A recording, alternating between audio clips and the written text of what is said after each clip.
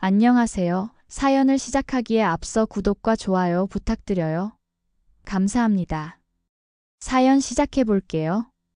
저는 그저 평범한 가정에서 자랐어요. 특별할 것 없는 회사원으로 지내며 어느덧 40살이 되었죠. 사실 이 나이까지 결혼을 하지 않은 것이 가끔은 걱정되기도 했지만 그렇게 시간이 흘러갔어요. 인생이란 참 알 수 없는 것 같아요. 제 인생의 가장 큰 행복이 가장 예상치 못한 순간에 찾아왔으니까요. 작년 여름 회사에서 법적 자문이 필요해 의뢰한 변호사 사무실에서 그를 처음 만났어요. 김선호 변호사. 첫 만남에서 그의 따뜻한 미소와 섬세한 배려가 인상적이었죠. 업무적인 만남이었지만 그의 지적인 대화와 유머 감각에 저도 모르게 끌렸어요. 선호 씨는 제가 생각했던 변호사들과는 달랐어요. 딱딱하고 거만한 태도가 아니라 친절하고 다정했거든요. 사실 처음에는 단순히 업무적인 관계라고만 생각했어요. 하지만 자꾸 그의 얼굴이 떠올랐고 다음 미팅이 기다려졌죠. 어느 날 회의가 끝나고 그가 불쑥 물었어요. 회의 끝나고 혹시 커피 한잔 하실래요? 그 말에 저는 심장이 두근거렸어요. 평소 같았으면 다음에요 라고 거절했을 텐데 그날은 왠지 좋아요 라고 대답했죠. 그렇게 우리의 인연은 시작되었어요. 처음엔 단순한 커피 한 잔으로 시작했지만 점차 저녁 식사로 주말 데이트로 이어졌죠. 그와 함께하는 시간이 늘어날수록 제 마음속에는 오랜만에 설렘이 가득했어요. 40대의 소녀처럼 설레는 마음이 부끄럽기도 했지만 행복했어요. 선호 씨는 항상 제가 사랑받고 있다고 느낄 수 있게 해줬어요. 서로 다른 환경에서 자랐지만 우리는 많은 것을 공유했고 자연스럽게 사랑에 빠져갔죠. 그의 진지함과 성실함, 그리고 무엇보다 저를 대하는 태도가 너무 좋았어요. 바쁜 변호사 일정 속에서도 항상 저를 우선으로 생각해주는 모습에 더욱 그에게 마음이 갔어요. 그렇게 10개월 정도 행복한 시간을 보내던 어느 날 갑작스러운 메스꺼움과 몸살 기운을 느꼈어요. 처음엔 단순한 감기라고 생각했지만 혹시나 하는 생각에 병원을 찾았죠. 그리고 임신 8주차라는 의사의 말에 저는 그 자리에서 얼어붙었어요. 40의 나이에 예상치 못한 임신. 기쁨보다는 당황스러움이 먼저 밀려왔죠. 선호 씨에게 임신 소식을 어떻게 전해야 할지 고민했어요. 우리는 아직 결혼에 대해 구체적으로 이야기한 적이 없었으니까요. 그가 아이를 원할지, 저와의 미래를 진지하게 생각하고 있는지도 확신할 수 없었어요. 하루 종일 불안한 마음으로 시간을 보냈어요. 그날 저녁 떨리는 마음으로 선호 씨를 만났어요. 평소처럼 웃으며 제게 다가오는 그의 모습을 보니 더욱 긴장되었죠. 식사를 하는 내내 제 마음은 복잡했어요. 언제 어떻게 말을 꺼내야 할지 몰라 계속 망설였죠. 디저트를 먹을 때쯤 더 이상 미룰 수 없다고 생각했어요. 선호 씨, 할 말이 있어요. 사실 제가 오늘 병원에 다녀왔는데 임신 8주라고 하네요. 말을 꺼내자마자 그의 표정이 굳어졌어요. 순간 가슴이 철렁 내려앉았죠. 하지만 그 다음 순간 그의 얼굴에 환한 미소가 번졌어요. 정말요? 은지 씨, 정말 임신한 거예요? 그리고는 갑자기 무릎을 꿇더니 주머니에서 작은 상자를 꺼냈어요. 사실 오늘 이걸 보여주려고 했는데 은지 씨가 더 놀라운 소식을 알려줬네요. 당신과 함께하는 매 순간이 행복해요. 우리 결혼해요. 당신과 우리 아이와 함께 평생을 살고 싶어요. 예상치 못한 청혼에 저는 울음이 터져나왔어요. 40의 나이에 찾아온 사랑과 새 생명. 너무 행복해서 눈물이 멈추지 않았죠. 네, 함께해요. 저도 선호 씨를 사랑해요. 그렇게 우리는 결혼을 준비하게 되었어요. 임신 소식에 제 부모님은 처음엔 놀라셨지만 선호 씨를 만나고 나서는 마음을 놓으셨죠. 하지만 선호 씨의 가족은 만나보지 못했어요. 그는 어머니와의 관계가 복잡하다며 제게 많은 이야기를 하지 않았거든요. 제가 어렸을 때 아버지가 재혼하시면서 어머니가 생겼어요. 그렇게 좋은 관계는 아니었어요. 그의 말투에서 어떤 아픔이 느껴졌어요. 더 이상 묻지 않았어요. 그가 준비되었을 때 이야기해주겠지 생각했으니까요. 그런데 예상치 못한 일이 벌어졌어요. 임신 12주 차에 접어들던 어느 날 낯선 번호로 전화가 왔죠. 김선호 엄마 되는 사람입니다. 내일 점심에 시간 되세요? 얼굴 좀 보고 싶네요. 통화 내내 그녀의 목소리에서는 어떤 불편함이 느껴졌어요. 마치 마지못해 전화한 것 같은 느낌이었죠. 순간 긴장되었지만 언젠가는 만나야 할 사람이라고 생각했어요.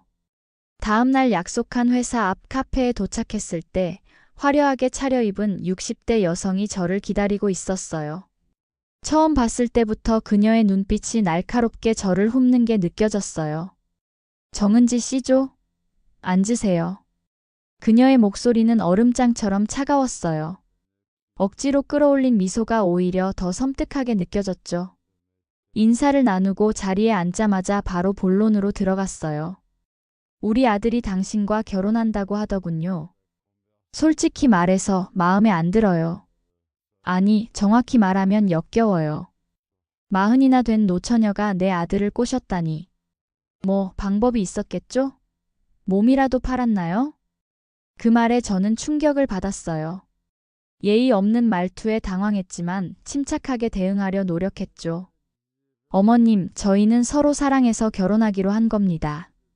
그런 모욕적인 말씀은 삼가주셨으면 해요. 그러자 그녀는 코웃음을 치며 말했어요. 사랑? 웃기지 마세요.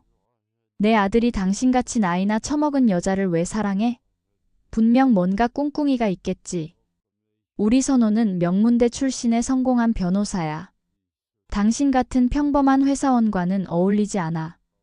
그분의 말 한마디 한마디가 가슴을 찔렀어요. 제가 뭘 그렇게 잘못했다고 이런 대우를 받아야 하는지 억울했죠. 하지만 선호 씨의 어머니니까 최대한 참고 대화하려 했어요. 그때 그녀는 핸드백에서 봉투 하나를 꺼내 테이블 위에 탁 하고 던졌어요. 마치 쓰레기를 던지듯이요. 회사원 주제에 감히 변호사를 꼬셔? 이거 먹고 떨어져. 드라마에서나 볼 법한 장면이 실제로 펼쳐지고 있었어요. 순간 제 귀를 의심했죠. 이게 뭐죠? 떨리는 목소리로 물었어요. 열어봐. 당신 같은 것들은 이것만 보면 꼬리 내리고 사라지던데. 그녀의 얼굴에는 경멸스러운 미소가 어려 있었어요. 떨리는 손으로 봉투를 열었어요. 안에는 3천만 원이 들어 있었어요. 어머님, 이러지 마세요. 저는 돈을 원한 게 아니에요. 우리는 정말 사랑하고 있고 제 뱃속에는 선호 씨의 아이도 있어요. 그 말에 그녀의 눈이 커졌어요. 그리고는 갑자기 굵은 웃음을 터뜨리더군요. 아이, 그게 우리 아들 애라는 걸 어떻게 알아? 당신 나이에 갑자기 임신이라니 이상하지 않아? 어떤 놈이랑 굴러먹고 우리 아들한테 덮어씌우는 거 아냐? 회사원 주제에 감히 변호사를 꼬셔? 내 생각엔 당신이 인생 펴보려고 우리 아들을 노린 것 같은데? 어림도 없어. 눈물이 차올랐지만 참았어요. 저는 선호 씨의 직업이나 돈 때문에 사랑하게 된 게 아니에요. 우리의 관계를 더럽히지 마세요. 그녀는 냉소적인 미소를 지으며 말했어요. 천박한 게 내 아들을 유혹해서 임신까지 했다니 참 가관이군. 이 돈 받고 사라져. 애를 지우든 말든 그건 내 맘대로 해. 당신 같은 여자 며느리로 받아들일 생각 없으니까. 너무 심한 말에 눈물이 왈칵 쏟아질 뻔했어요. 그런데 그 순간 익숙한 목소리가 들렸어요. 지금 뭐 하는 짓이에요? 선호 씨였어요. 오늘 일 때문에 회사 근처에 올 일이 있었다고 하더니. 그런데 이런 상황을 마주하게 될 줄은 몰랐을 거예요. 그의 얼굴은 분노로 일그러져 있었어요. 아, 선호야. 오해하지 마. 엄마는 그저. 그 말에 선호 씨의 얼굴이 더욱 일그러졌어요. 계모 주제에 이제 와서 엄마 노릇이세요? 꺼지세요. 당장 내 눈앞에서 사라져. 그 말에 그의 어머니는 얼굴이 하얗게 질렸어요. 계모라는 단어가 머릿속을 맴돌았어요. 선호야, 그런 말을 하면 어떡해? 엄마가 널 얼마나 사랑했는데? 그녀의 목소리는 떨리고 있었어요. 연기인지 진심인지 알 수 없었죠. 사랑? 제가 어릴 때 그 사랑은 어디 있었어요? 아버지가 돌아가시고 나서는 저를 집에서 내쫓으려고 했잖아요. 그때는 제가 변호사가 될 줄 몰랐으니까요. 이제 와서 갑자기 아들 걱정하는 척하지 마세요. 선호 씨가 이렇게 분노하는 모습은 처음 봤어요. 늘 침착하고 부드러운 그였는데 지금은 완전히 다른 사람 같았죠. 그만큼 깊은 상처가 있었던 거겠죠. 당신이 아버지 재산 노리고 접근한 거 다 알아요. 아버지 돌아가시자마자 재산 다 가로챘잖아요. 근데 이제 와서 엄마 노릇이에요? 웃기지 마세요. 선호 씨는 계속해서 참았던 분노를 쏟아냈어요. 그는 제 손을 잡고 일어섰어요. 은지 씨, 가요. 이 사람과 더 이상 대화할 필요 없어요. 그리고는 그의 어머니를 향해 마지막 말을 남겼어요. 다시는 우리 앞에 나타나지 마세요. 은지 씨는 제가 사랑하는 사람이고 우리는 곧 가족이 될 거예요. 당신이 인정하든 말든 상관없어요. 당신은 제 어머니가 아니에요. 그냥 아버지가 잘못 선택한 여자일 뿐이죠. 그 말에 그녀는 울음을 터뜨렸어요. 이 배은망덕한 놈. 내가 널 위해 얼마나 희생했는데? 그 천한 여자랑 잘 살아봐. 두고 봐. 반드시 후회할 날이 올 거야. 우리는 그렇게 카페를 나왔어요. 선호 씨의 손이 떨리고 있었죠. 그의 눈에는 분노와 함께 슬픔이 깃들어 있었어요. 저는 그가 괜찮은지 걱정되었어요. 차에 탄 후 그는 깊은 한숨을 내쉬었어요. 미안해요, 은지 씨. 이런 상황에 당신을 놓이게 해서. 내가 미리 말했어야 했는데. 저는 그의 손을 꼭 잡아주었어요. 괜찮아요. 하지만 이제는 모든 걸 말해줄래요? 그는 고개를 끄덕였어요. 제 어머니. 아니, 그 여자는 제가 5살 때 아버지가 재혼하신 여자예요. 아버지 앞에선 다정한 척했지만 둘이 있을 땐 저를 학대했죠. 게다가 아버지가 돌아가신 후에는 본색을 드러냈어요. 선호 씨의 목소리에서 오랜 상처가 느껴졌어요. 그는 계속 이야기했어요. 그 여자는 저를 학대했어요. 항상 넌 내 아들이 아니야. 네가 이 집에 있으면 재수 없어라고 말했죠. 심지어는 내 엄마도 너 같은 애 낳고 죽어버린 거야 라고 말할 때도 있었어요. 그 말에 가슴이 찢어지는 것 같았어요. 어떻게 어린아이에게 그런 말을 할 수 있는지. 선호 씨는 정말 힘든 시간을 보냈을 거예요. 대학 등록금도 주지 않아서 장학금으로 겨우 졸업했어요. 로스쿨은 빚을 내서 다녔고요. 그때는 정말 힘들었어요. 밤에는 편의점 알바를 하고 낮에는 수업을 들었죠. 잠잘 시간도 부족했지만 변호사가 되겠다는 집념 하나로 버텼어요. 그의 말에 가슴이 아팠어요. 그런 어려운 환경에서도 자신의 꿈을 이루기 위해 노력한 그가 더욱 대단하게 느껴졌죠. 그런데 제가 변호사가 되자 갑자기 달라지더라고요. 아들 자랑하고 다니고 마치 자기가 저를 키워낸 것처럼 행동하고 정말 역겨웠어요. 심지어 자기 지인들 소개한다며 맞선도 보라고 하고 그래서 연락을 끊었는데 어떻게 당신에 대해 알게 된 건지 저는 그를 꼭 안아주었어요. 더 이상의 설명은 필요 없었죠. 선호 씨, 괜찮아요. 우린 앞으로 우리 둘의 가족을 만들어갈 거예요. 당신이 겪은 상처를 이해해요. 그리고 당신의 선택을 존중해요. 그렇게 우리는 그날의 일을 뒤로하고 결혼 준비를 계속했어요. 하지만 그로부터 며칠 후 선호 씨의 휴대폰으로 끊임없이 전화가 왔죠. 선호 씨는 전화를 차단했어요. 저는 그의 결정을 존중했죠. 그가 상처받은 과거를 생각하면 쉽게 용서하기 어려울 테니까요.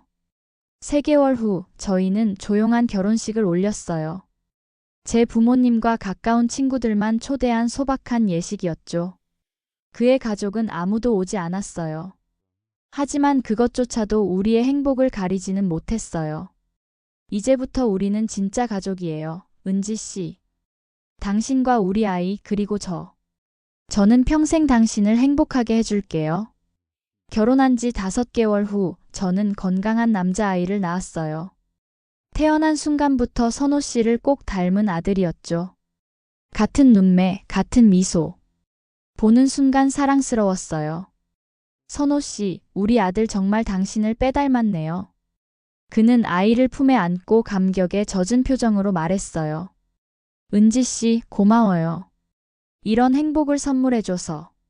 지금 우리 아들은 6개월이 되었어요. 매일 새로운 모습을 보여주며 자라고 있죠. 선호 씨는 바쁜 변호사 일정 속에서도 항상 아이와 저를 우선으로 생각해줘요.